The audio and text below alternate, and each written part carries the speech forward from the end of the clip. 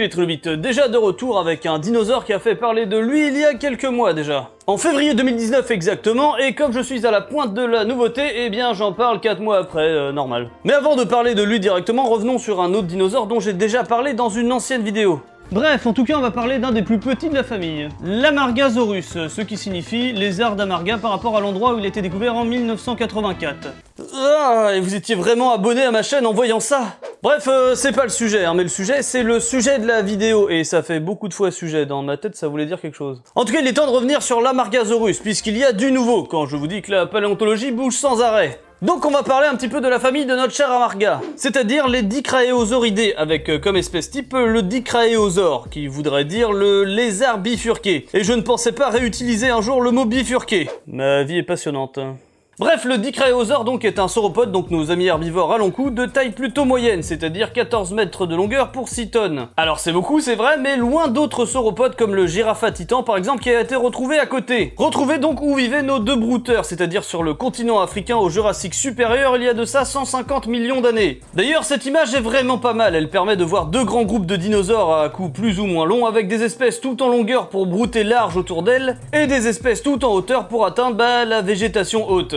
Et c'est pour ça qu'ils pouvaient vivre ensemble, hein, vu qu'ils ne mangeaient pas la même nourriture, ils ne se faisaient pas concurrence. Voilà, c'était un petit point info sur les sauropodes qui sont plus intéressants qu'ils n'en ont l'air. Retour sur notre Dicraeosaure, et pourquoi je parle de lui? Eh bien parce qu'il a des épines neurales surdéveloppées. Des doubles épines neurales même qui sont aussi présentes chez les Diplodocus dont il est proche. Mais pas autant développées, hein, c'est pour ça qu'on l'a mis dans un groupe à part. Et je vous mets ici une photo d'une de ces vertèbres avec ces fameuses doubles épines neurales, et c'est vrai que c'est assez étrange. Groupe dans lequel a rejoint l'Amargasaurus qui vivait 10 millions d'années plus tard, et non pas sur le continent africain, mais sur le continent sud-américain. Et l'Amargasaurus qui a aussi des épines neurales surdéveloppées, mais à l'extrême par contre, hein, pour des raisons pas trop définies, mais possiblement la thermorégulation, les parades amoureuses ou la défense. Donc voilà, jusqu'à il y a peu, ils étaient deux dans le groupe des Dicraeosauridés. Jusqu'à la découverte d'un troisième membre, le Bajadasaurus, affectueusement surnommé par pas mal de monde le Badassosaure, et c'est vrai qu'il a l'air plutôt badass. Bon, on va être clair direct, c'est un Amargasaurus, hein, sauf que les épines, au lieu d'être vers l'arrière, elles sont vers l'avant. Mais il va quand même nous intéresser pour quelques trucs. Alors il a été découvert au même endroit, c'est-à-dire en Argentine, mais ils ont vécu avec 10 millions d'années d'écart. Donc adieu mes rêves de troupeaux d'Amargasaurus et de Bajadasaurus en même temps. Ah d'ailleurs, autre petit point info, Amargasaurus ça vient d'Amarga, la région où il a été trouvé. Pareil pour le Bajadasaurus qui a été découverte dans la région de Bajada. Alors c'est vrai que ça rend plutôt bien, par contre je me dis que si on faisait pareil ici, on se retrouverait avec un Bretagnosaurus ou je sais pas, découvert dans la Drôme, un Drométrodon ou alors un Liégocératops. Alors remarque, on a le Juravenator donc quelque part. Bon, vous avez compris le principe, et si vous en avez, n'hésitez pas à les mettre en commentaire, ça peut être drôle.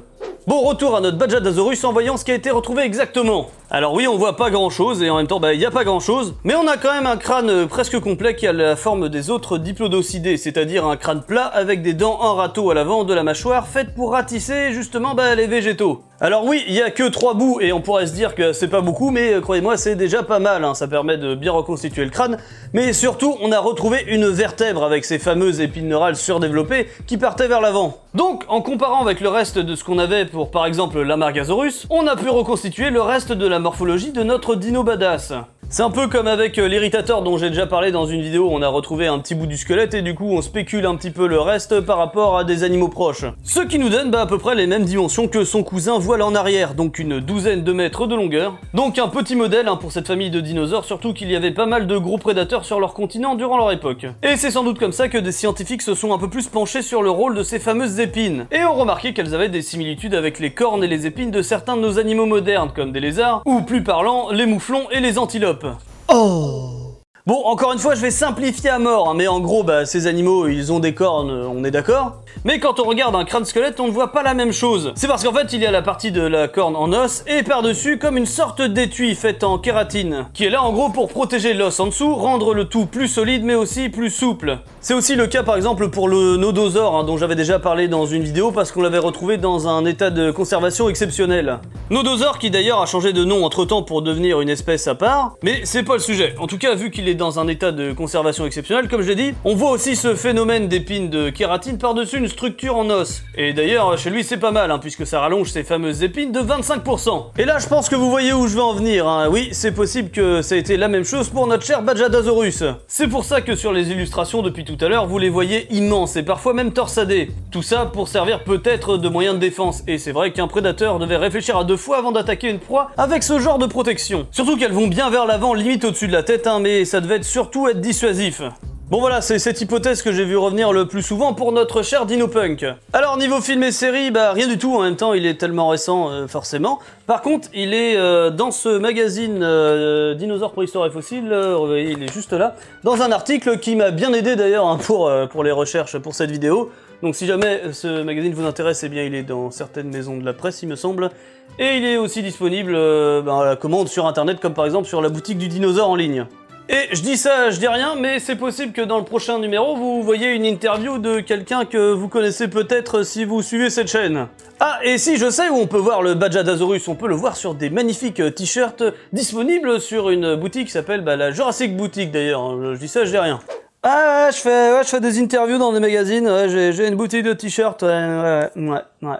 Tocard.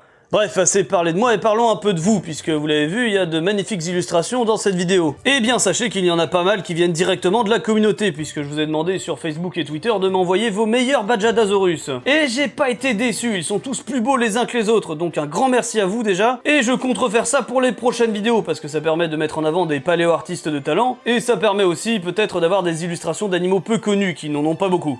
Et puis ça me motive aussi parce que je dessine un petit peu de mon côté, et quand je vois vos œuvres, eh bien ça me donne envie de me dépasser, donc merci encore à vous. D'ailleurs merci aussi à Kaz qui a dessiné le Bajadasaurus que vous allez voir sur la miniature, et d'ailleurs habituez-vous à voir plusieurs de ses illustrations. Merci aussi à Chacha. J'espère que cette vidéo, peut-être un peu courte, vous aura plu quand même. Si c'est le cas, vous connaissez la chanson, le petit pouce bleu, le partage, le commentaire. Si jamais vous voulez soutenir mon travail, n'hésitez pas à faire un petit tour sur ma page Tipeee ou Utip, sur laquelle je vends certains de mes dessins d'ailleurs. Bon, par contre, je vais arrêter là parce que sinon je vais vraiment passer pour un gros rat. Si vous avez des idées de surnoms pour notre Dinopunk, eh bien les commentaires sont là pour ça. Moi, en attendant, je vous laisse. Apparemment, j'ai un festival de l'enfer qui m'attend. Du coup, je vous dis à la prochaine.